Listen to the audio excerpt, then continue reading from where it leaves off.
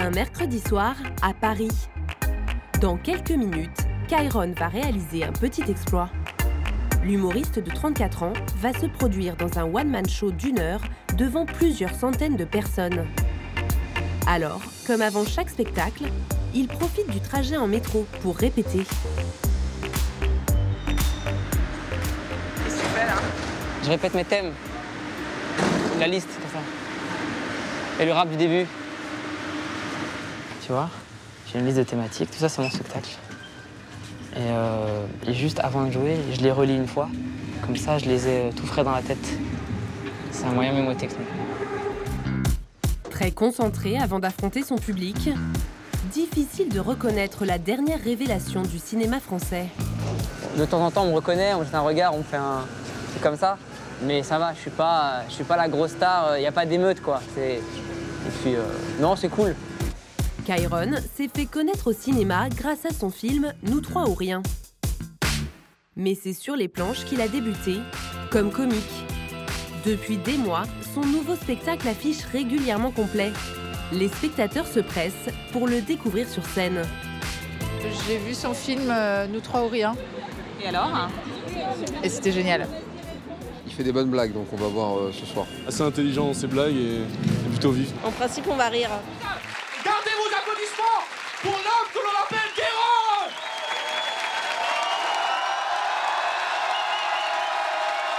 Le style de Kairon, c'est l'humour caustique, parfois trash. Les juifs, levez la main, s'il vous plaît. N'ayez pas peur, il y en a plus que ça. Allez, allez. Je sens le cramer. Allez, levez la main. Oh. 2 ici, 3, pas beaucoup. Il y en a d'autres. Ah, n'aie pas peur. Voilà. T'es chez toi, c'est fini cette époque où ils sont 2 là.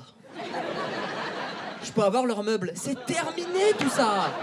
T'es chez toi. C'est ça qu'il a ressenti. Un roi de la provoque qui aime titiller ses spectateurs. Tout de suite, une bonne blague. C'est 2 connards qui arrivent en retard au théâtre.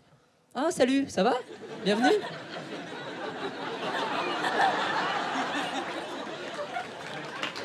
Bienvenue.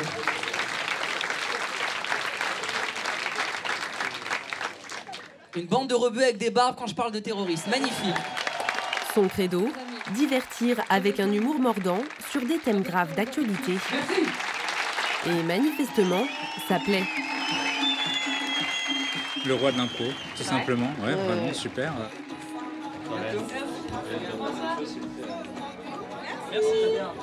On a vraiment l'impression de passer la soirée avec un ami qui nous fait rigoler, quoi. Il improvise tout le temps et il ne prend même pas une demi-seconde pour avoir des idées, donc on se demande comment il fait. Ce soir-là, parmi ses nouveaux fans, un pilier de l'humour, Édouard Baird, qui semble tomber sous le charme. T'as un truc inouï avec les gens, j'étais d'une jalousie féroce. Édouard, ça vous a plu? Oui, beaucoup. Voir quelqu'un qui a autant d'inventions, autant de talents différents, de jeux de cinéma, de sens des gens, pas dans le sens marketing, dans le sens vraiment de goût, ça l'amuse de rire avec tout. Et que ça fait des soirées très uniques quand même. Merci, merci beaucoup. Depuis la cité de Seine-Saint-Denis, où il a grandi, le comique de 34 ans, fils d'immigrés iraniens, a fait bien du chemin. Passé par le Jamel Comedy Club en 2006. Moi, c'est Kairon. Du stand-up au slam jusqu'au rap. Flow à capoeira. Les rimes frappent, même à cappella. J'espère que ça vous plaira. Puis repéré par l'équipe de la série Bref, dans laquelle il joue un second rôle. Qui nous matait depuis tout à l'heure. Bref, lui, c'est Kairon. Quand il s'agit d'aborder une meuf, il est toujours là pour moi. Parfois, je suis timide, mais il a des techniques révolutionnaires. Il fait une entrée fracassante au cinéma comme réalisateur et acteur de son film « Nous trois ou rien », qui lui vaut d'être nommé au César du meilleur premier film. Alors, quel est le secret de cette réussite éclair? C'est à Paris, près de Montmartre, que vit Kairon depuis 5 ans.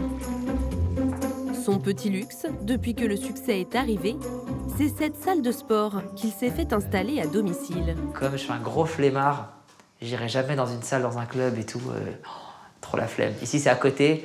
C'est un luxe à la base. On n'est pas obligé de se faire une salle de sport. Moi, je suis extrême. C'est vrai que je suis extrême. Mais dans tout ce que je fais, je suis un jusqu'au boutiste. Pour décrocher des premiers rôles, Kairon a travaillé dur. Donc là, on fait comme ça. En seulement 1 an, il a perdu 13 kilos en transpirant dans le plus grand secret. Je donne tellement de ma vie déjà dans les interviews, sur scène, dans mes projets, dans mon film. Il y a des trucs que j'ai envie de garder pour moi. Et quand je sue, c'est un moment que je vais garder pour moi. Ma sueur, elle est privée. C'est pas on partage pas sa sueur. J'ai pas envie d'être en train de pousser un truc et de pas réussir. Et le mec en face, j'ai pas envie de ça. Cette volonté de réussir, ce grand bosseur la puise dans ses origines modestes et le parcours hors du commun de sa famille.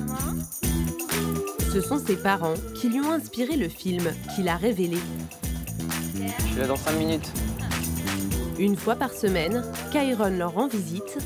Eux vivent toujours en banlieue parisienne. Ça va? Ça va? T'es malade? Un peu. Un peu. La visite de leur fils unique est toujours l'occasion de mettre les petits plats dans les grands pour Ferrechte, sa mère, cadre à la mairie de Stein en Seine-Saint-Denis, et son père, Ibat, retraité de la fonction publique. Et toi? Bien. Ça va? Aujourd'hui, c'est 23 ans. Des parents qui ont dû fuir la dictature de l'ayatollah Khomeini. C'est leur histoire que Kairon a racontée dans Nous trois ou rien. Ils retracent leur fuite d'Iran jusqu'en France avec le petit Kairon, âgé seulement de 2 ans. Un mélange de drame et d'humour qu'il a réalisé et où il joue le rôle de son père. Bah lâche-le. Je le lâche là. Bah non. Vas-y. Bah non, là tu lâches pas là. Mais les mains, tourne les mains, tourne. Mais ça y est. Non, tu tournes pas les mains. Regarde, là, je tiens et je peux pas tenir. Regarde mes mains, elles sont où? Mais non, mais... Pour eux, cet hommage est le plus beau des cadeaux. Ça remue les sentiments, ça remue le souvenir. Ce qui m'a énormément touchée sont les prix de coup de cœur qui est venu par exemple du Japon, qui est venu de l'Allemagne. C'est vrai que quand je vois ça, ça me fait quelque chose de ouf, de bien.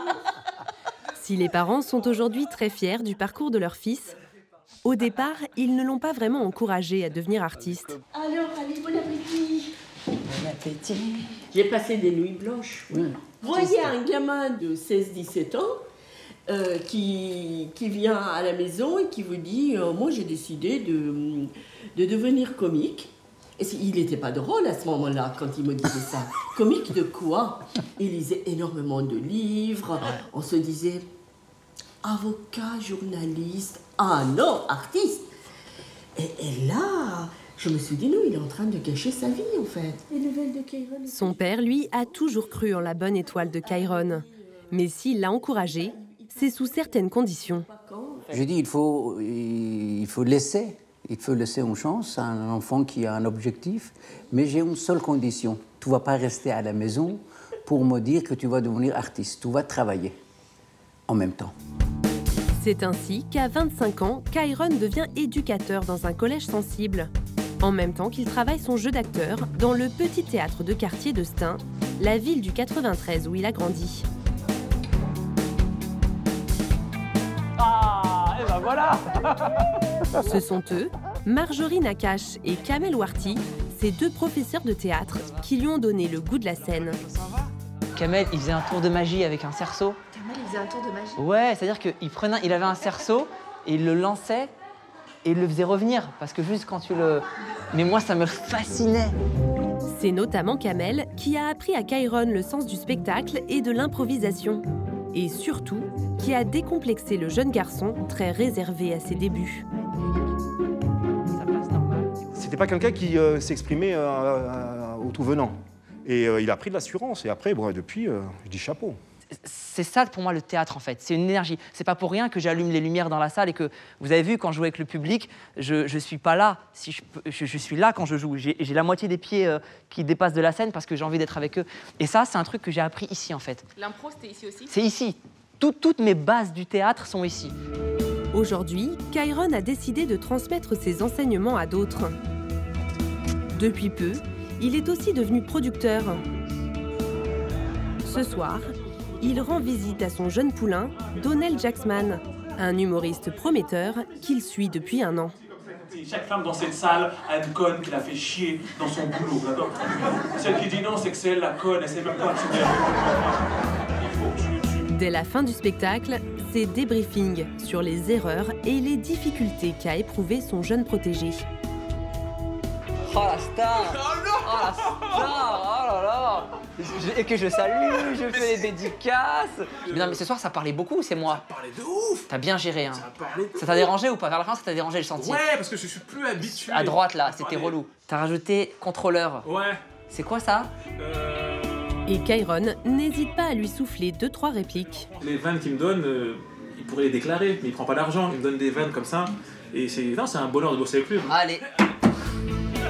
Si l'humoriste est si rigoureux, c'est qu'il ambitionne de le faire jouer prochainement dans une grande salle parisienne.